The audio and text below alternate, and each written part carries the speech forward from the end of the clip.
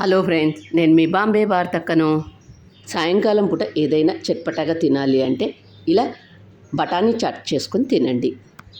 ఇంట్లోనే ఈజీగా చేసుకునే ఈ బఠానీ చాట్ను ఎలా తయారు చేద్దామో చూద్దాం రండి. కిట్టి పార్టీస్కి కానీ లేదా గెట్ టుగెదర్స్ కానీ ఇలా బఠానీ చాట్ చేసి పెట్టండి. అందరూ బాగా ఇష్టంగా తింటారు. చేసుకోవడం కూడా చాలా ఈజీ. 1 కప్పు బఠానీలు, సన్నగా కట్ చేసుకున్న ఉల్లిగడ్డలు, సన్నగా కట్ చేసుకున్న టమాటో ముక్కలు, సన్నగా కట్ చేసుకున్న కొత్తిమీర, ఆలుగడ్డ 1, చాట్ మసాలా, గరం మసాలా, ఆమ్చూర్ పౌడర్, సన్నగా కట్ చేసుకున్న పచ్చిమిర్చి ముక్కలు, అల్లం వెల్లుల్లి పేస్ట్, 1 కప్పు తెల్ల బఠానీలను తీసుకొని వీటిని ఒకసారి శుభ్రంగా వాష్ చేసుకోండి. వాష్ చేసుకున్న వాటిలోకి మునిగేంతవరకు నీళ్లు పోసుకొని మూత మూసి 5 గంటలు నానబెట్టుకోండి. 4-5 గంటలు నానబెట్టుకున్న బఠానీలలో నుంచి మూత తీసి వీటన్నింటిని కుక్కర్లో వేసుకొని పసుపు, ఉప్పు, నీళ్ళు 1/2 గ్లాస్ పోసుకొని ఆలుకుండే పైనుండే తొక్క అంతా తీసేసుకొని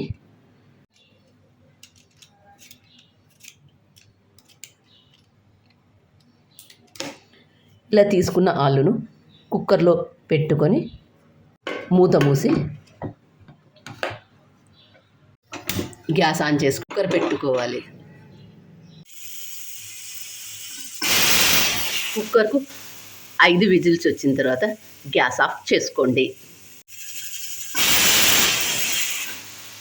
కుక్కర్కున్న ఆవిరంతా పోయిన తర్వాత మూత తీసి చూద్దాం. చూడండి ఎంత బాగా ఉడికాయో బఠానీలు.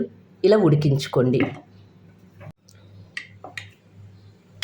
ఇందులో ఉండే ఆలు తీసుకొని బాండి పెట్టుకొని ఆయిల్ వేసుకొని ఆయిల్ వేడైన తర్వాత సన్నగా కట్ చేసుకున్న ఉల్లిగడ్డలు వేసుకొని ఉల్లిగడ్డ వేగిన తర్వాత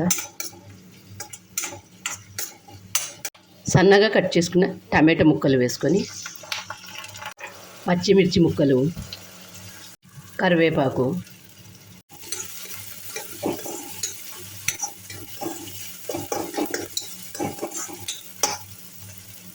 చేసుకున్న అల్లం వెల్లుల్లి పేస్ట్ వేసుకొని ఇందులో ఉండే పచ్చివాసన పోయేంత వరకు బాగా వేయించుకోండి. సాయంకాలం పూట ఏదైనా చట్పటాగా తినాలి అంటే ఇలా బఠానీ చాట్ చేసుకొని తినండి. పిల్లలు పెద్దలు అందరూ తీసుకోవచ్చు. Amchur powder, garam masala, chaat masala, black salt 1 నిమిషం పాటు వేయించుకొని కారం 1/2 టేబుల్ స్పూన్ వేసుకోండి. పచ్చిమిర్చి కూడా వేసాం కాబట్టి కారం చూసి వేసుకోండి. నేను ఇందులో వేసుకొని అంతా ఒకసారి బాగా కలుపుకొని